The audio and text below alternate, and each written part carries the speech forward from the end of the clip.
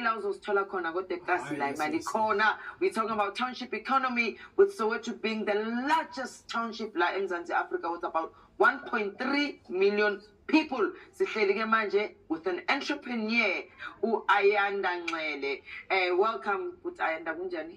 Siyaphila but an entrepreneur play. Yabona ngathi sikhuma esisingisi uwenzani ungene kanjani kulo msebenzi owenzayo? Oh, ngine-kota business and then ngine-car wash. Okay, une-business ekota car wash. Siyabona vele ama-car wash namakota agcwele lokishini. Even though ubona ukuthi kuningi bakhona abaningi abenza amakota nama-car wash, wena yini into okugqugquzela ukuthi uqale ibhizinisi elinjalo? Kusho ukuthi mina ngathini ngisuka eMpumalanga ekhaya. Yeah. Uma ngifike eGoli, ngifike vele ngumuntu bekazofuna umsebenzi.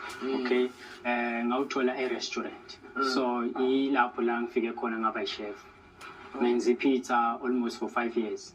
Wow. So from lapho ngaqala ke ukuthola i-certificate, ngithola i-certificate because i-pizza engike ngayenza bathi ngenze pizza for iJacaranda FM. So ngathola i-award lapho. Ilapho ngathola ne-promotion emsebenzini. So ilapho ngibese ngabona ukuthi nami ukuthi ngicale lami business because ngiyakhona vele ukwenza okunye kwawo. And mangithi ngiyacheka umuntu ngangiye ngathini engangiqale naye lapha emsebenzini ngangimthole emakoteni. So i-journey yami nokuqala ikota business iqale from lapha ekuthenini umuntu ongifake lapha emsebenzini ngangimthole emakoteni. Akusitshele uthi umuntu okufake emsebenzini umthole emakoteni washiya umsebenzi wabuyela emakoteni umthole kanjani emakoteni? Shuthi ngangifuna umsebenzi ngihambela nje eSwazini. Yeah. Ithembisa. So ngishayile around nje ngathola abafowethu bayihlelile nje badla kwenye ikota nje khona lapha ngathi inkulunyana. So bebayihlelile sengiyayikhulumela nje ngiyadlalela cause bengimuntu othanda ama jokes ngiyadlalela ngiyababuza ukuthi imisebenzi madoda ngayithola kanjani cause iyaphetha. So wangitshela ke mfowethu ukuthi hayi kuyenzeka ukuthi thina la sisebenza khona sithathe ama training each and every Monday. So nawe maybe ungaba nelakhi ube waiter cause umsebenzi bengithembisa wona ukuthi ngibe waiter. Wasungibizele eceleni wangibuza ukuthi yini ke ongayikhona ukuba waiter noma ube staff. So ngathi mina noma yini akunankinga cause vele bengistranded for umsebenzi. So that's where azongifaka khona ekitchen. Okay, so bongumuntu ongapheki vele sidalo kube ukuthi ukunzima wabona opportunity wasebenzisa le opportunity. So mawusowenza ama pizza ke lapho musubona ukuthi hayi man lento ongazenzela yona kusuke kwenze njani kwenzakala ini eyathi hayi ungathi ngaphuma ke nami ngiyosiqalelela ami business. No, into bengiyibhekile ukuthi mangenza pizza vele benginalento ukuthi nami ngifuna ukuthi ngibe neyami i-oven. Ngangifuna i-oven leyo kwenza ama-pizza. So i-aim yami ngokuthi ngibe mhlawumbe neyami i-restaurant somewhere maybe encane elokishini.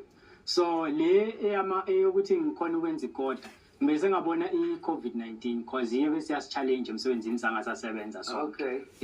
So ilapho la ngiqale khona ukuthi hayi ngale mali encane engiyitholayo ithi ngicala amakota. Okay, and then kuhamba njani emakoteni? No, ahamba kahle impela ngoba mina yami ikota ihlukile cause ivosi uyayithola kuyo. How?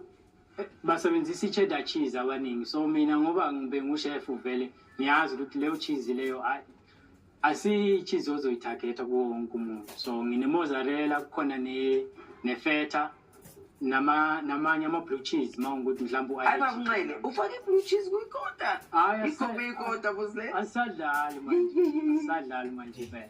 Yeah, and abantu elokishini bayithatha kanjani ngoba lesinye isikhathi singabantu baselokishini sithi mesifike elokishini mokwenziwa lezi zinto sithi hayi lezi zinto kodwa siyakhona ukuthi siphume elokishini sofuna abo blue cheese abo mozzarella bantu bayithatha kanjani eThembisa?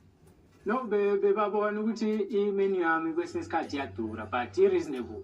Angeke uthole i-feta cheese even emakuleni angeke uyithole. Yeah. So mina ngangibonile from a restaurant because ama-customer kuyenzeka nge-Monday ku-quiet. So kwesinye isikhathi vele kwamele bafocuse ekuthenini ibhizinisi lakho lihamba kanjani as well as ama-competitors wakho ukuthi ukhona ukwahlula kwesinye isikhathi. Mara bayathenga yini ethengisa kakhulu ikota? No, iyahambi strong. Yeah. So akungitshela nani. So khona ngathini khona la engenza khona fried eggs. Yeah. Khona ngale normal because abaningi ba complain ake bathi cha sifuna fried eggs. Oh. Yeah, ngifuna let's say ufuna ama medium rare kanjalo. Yeah. Okay. So kukhona ke na ne cheddar. Cheddar ikhona ile abayithandayo. Yeah. Because ngabe sengi-add ne sauce kulama sauce khona tikka sauce. Iyo engathi nami ngidonsa ngayo ama customer. Kunabantu baqashile bakusebenzelayo both eKawash nase bakhona basebenzeni nabo because eKawash ba-3 abafowethu engisebenza nabo and then kube one osekoteni. Oh, okay. Because bengifuna ukuthi babethu manje kuyenzeka ukuthi kube khona ukukhekheleza abanye abasafunda ukusebenza and manje bafuna imali abanye. Yes. Kuba khona nobutsotsi kwesinye isikhathi uthola ukuthi profit awuyiboni. Yeah, asikhulume vele ngala some of the challenges onazo as an entrepreneur eselokishini. Ukuthi uthole iskill umuntu ozoba creative akukho lula ukuthi ungamthola. Yeah. Njengokuthi mawufuna ukuthi uqhashe noma ubani ofikayo o2 stranded ufuna umsebenzi serious. Akusilula ukuthi ungafika umthola.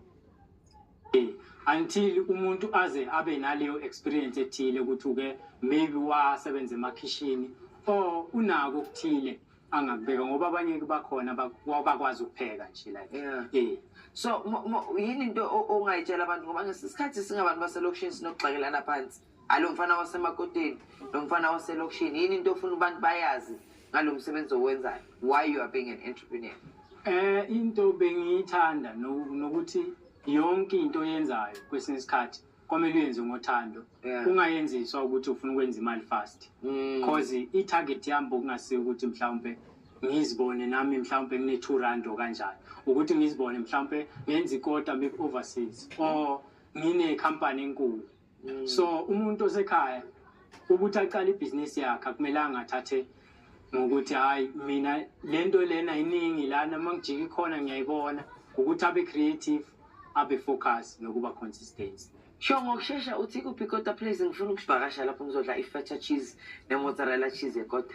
Isethembise Winnie Mandela kamzala. Umzala ngiyeza futhi siyazalana. Because lithi kota ini ngathi ngizokulahla uma uthe kwamzala bayazi. Kwamzala futhi siyazalana ngisho mshini.